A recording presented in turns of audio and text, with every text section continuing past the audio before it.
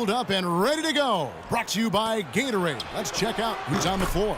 So for the Clippers right now, inside it's Griffin and Jordan. Paul out there with clutch, and it's Navarro in at the 3. Clark, looking around the league, there's no team that teams want to play less than the Memphis Grizzlies. They just wear you down. Well, they play a physical brand of basketball. They play hard. Everybody's on the same page. And even if you beat the Grizzlies, they take a lot out of you in terms of how they try to wear you down. Boy, oh boy, to be young again. My, oh my. Got me thinking back to my days. Oh, yeah, right. It does make you nostalgic, doesn't it? Well, speak for yourself, because I could never throw it down like that. But I will say, it sure looks fun, doesn't it? And so it's Memphis with it after the Clippers pick up 2. Lee kicks to Gasol, and he goes strong with the one-handed jam. Oh, and look at how well he led him in there. Really, he passed him open for that deuce.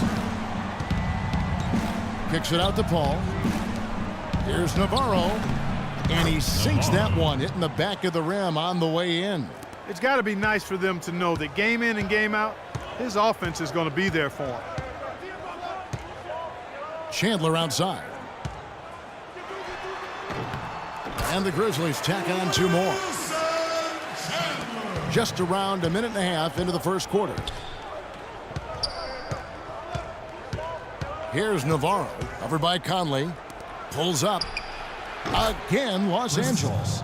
Lights out here, right out of the gate. Perfect 4-4 from the floor. And now Doris Burke has an update from the sidelines. Well, Dave Yeager gave me a few minutes to catch up with him. I asked him about the challenge of containing Chris Paul, and he said, well, he's one of the best in the business, maybe the best. There's really nothing he can't do.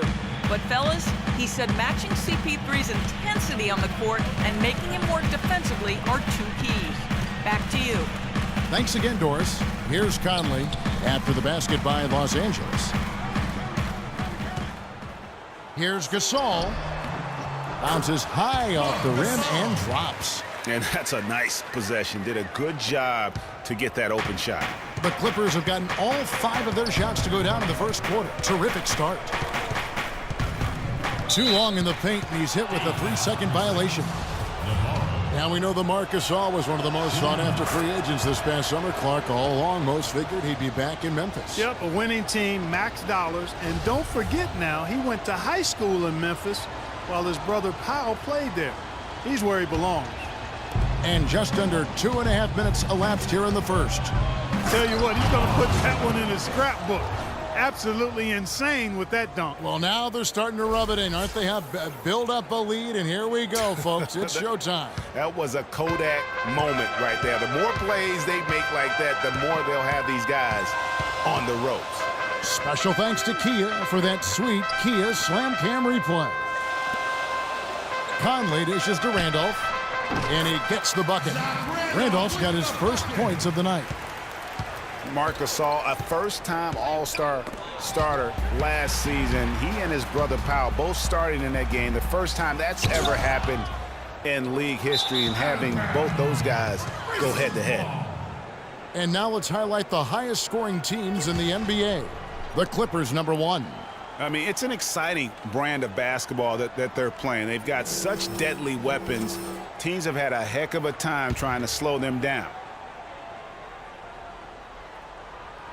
Here's Randolph, banked in off the glass. Randolph's got his second bucket of the night.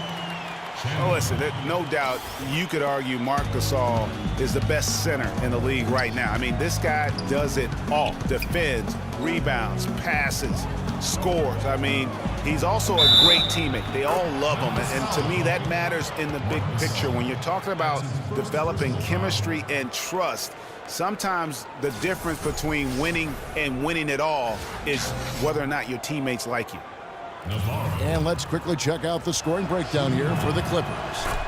You know, guys, we've really seen them do a lot of damage in the paint so far. And also another aspect of their game that's been super so far tonight is how they've been sharing the basketball. Now here's Conley. He's coming off a 16-point game against the Bucks in Milwaukee. And how about how opportunistic he was defensively? Steal after steal for him in that game just showed the quickness of his hands and anticipation. And 2 free throws coming up as he misses that one. Drawing the whistle and a lot of contact there. Clark thinking back to when Mike Conley was drafted 4th back in the 2007 draft, 4th overall. He wasn't an instant star, but he has gotten better every season. Yeah, it took him a little while. I mean, he was only a freshman coming out of college back in 2007. A slow start. He had to fight for minutes, grind away. The Grizzlies kept trying to get his replacement, it appeared, but he stayed the course, and now he's their franchise point guard.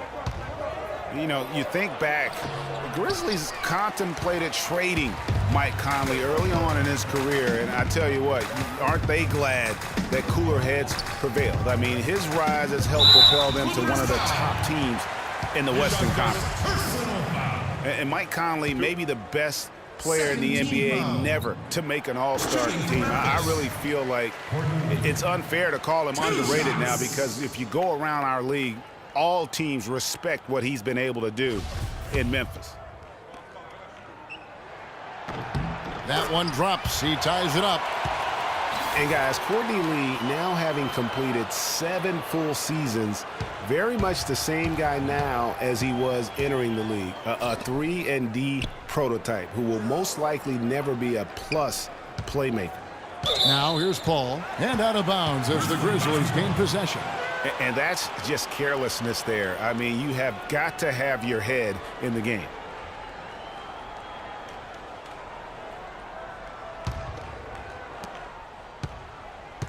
For Memphis, they've gotten 6 or 7 shots to fall in the first quarter. They're off and running.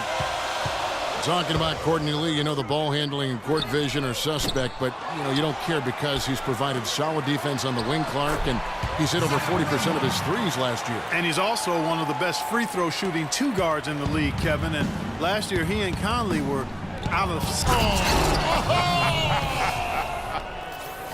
Now, Clark, that is just ridiculous. Absolutely filthy. I don't come remember on. ever seeing a dunk like that in a game. I certainly can't remember the last time I saw I tell one. you what, fellas, you might not see another one like that one for a while. And he gets it to go. It's like everybody is in a rhythm right now. Incredible stuff here early on. Both teams playing downhill. You know, coaches say that all the time. You want to play downhill. Well, at some point you think somebody's got to cool off in this one, right? That's good. And it's 9 points for Clutch. And there's a pattern starting to take shape here. They're working it inside and getting good shots from close range. Well, I agree with you. 4 of their last 5 baskets have been exactly of that variety. How about your Grizz Girls fans? Give it up! Memphis has gone 1 of 2 from long range in the first quarter. Lee kicks to Gasol. Memphis moving it around. And it's denied. But they recover it. The dish now to Randolph. And, yep, finally drops after rolling around the rim. Randolph's got 8 points. The Clippers trail. All up top, covered by Lee. Picked by Griffin. Navarro, the pass to Griffin. Oh, took the contact and tried to throw it down over the top. But instead, he'll shoot free throws. Well, you see Blake Griffin, and he is known for his huge dunks and ability to score, but he is a very well-rounded power forward. He's one of the best power forward passers in the league. Catching up on the changes for Memphis. Brandon Wright's checked in for Gasol. Gibson comes in for Zach Randolph. And Matt Barnes is subbed in for Wilson Chandler. Wright. And it's Griffin with the rebound. And for Griffin in his passing, often you'll see him set up teammates, Greg, for easy looks and dunks. And with the amount of times that teams have to double team Griffin, that's huge. I mean, even when he's not scoring due to defenses focusing on him, he can still impact the game with his passing. Wright sets a screen. And there's the pass to Barnes. Back to Conley. Nice D from Griffin. That's terrific defense right there to prevent from converting in close. That puts them in the lead. 8 points for Jay. Wow, what a clever pass that time by Chris Paul.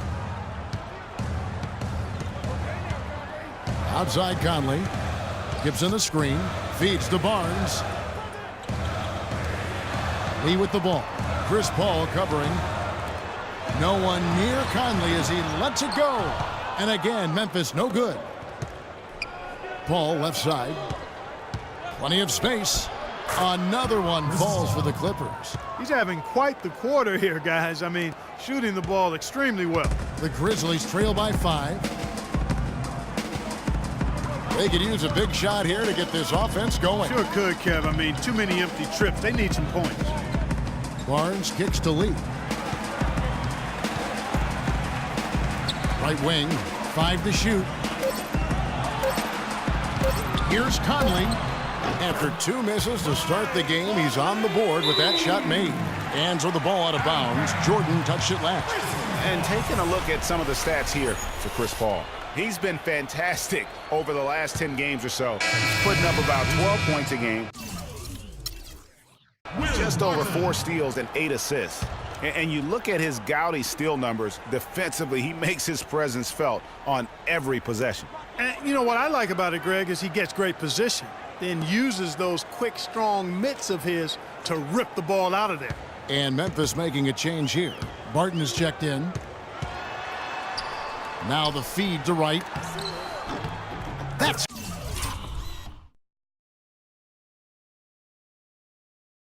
good.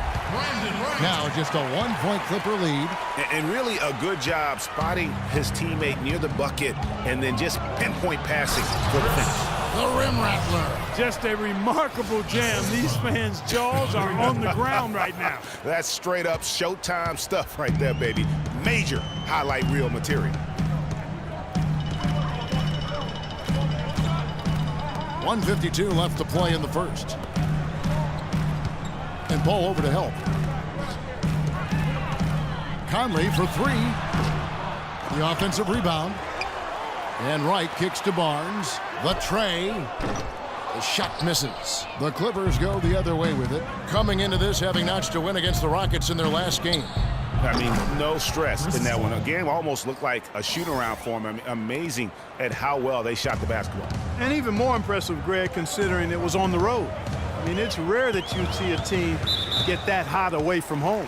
And Chris Paul picks up the foul. That is his first foul of the game. 3rd team foul. Stolen away. And you know what? The double team there, that quick hitter threw up for a loop there and forced the turnover. Dishes it to Barnes for 3. And it's the Clippers with the rebound. Last time they met was in Los Angeles. They just weren't challenged. I mean, nearly as much as they should have been in that game, at least when they had the ball. Yeah, it was a mismatch. I mean, the defense from the start was on its heels practically the entire game. 4 for 5 with that first miss in 5 attempts from the floor. He kicks it to Conley. Barton in the corner from deep. That's in there. Conley with the assist. Conley's got 6 assists in the game. And no matter who it is, that kind of D isn't going to get it done. And that's playing into the hands of the defense right there. No way you can sneak that shot by him, Greg. I mean, he was all on top of that one. Shot clock and game clock separated by less than 6 seconds. And stolen by Jordan.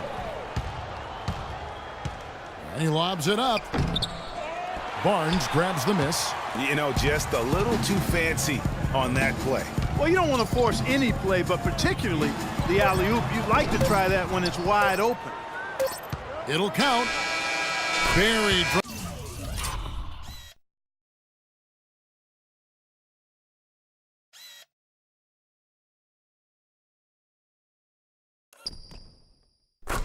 From outside. But I don't know. I think we may see a review here. That was pretty close. And indeed, they're going to look at it again. They need to be certain he beat the buzzer. And they're making sure on this one, even though it may not matter in the grand scheme, but the replay process is faster than ever. You know, why not? Yeah, the replay center in Secaucus is providing the officials with the necessary footage to make the call. We're seeing what they're seeing with the best possible angles. And they've taken a look at it, and they've overturned the call. They've overturned the call. They're calling the basket good, Greg. Yeah, and that's why we have replay. I mean, to make sure the officials don't miss any calls. And really, a good job to take the second look at it. Would have been a shame if they'd been cheated out of those points.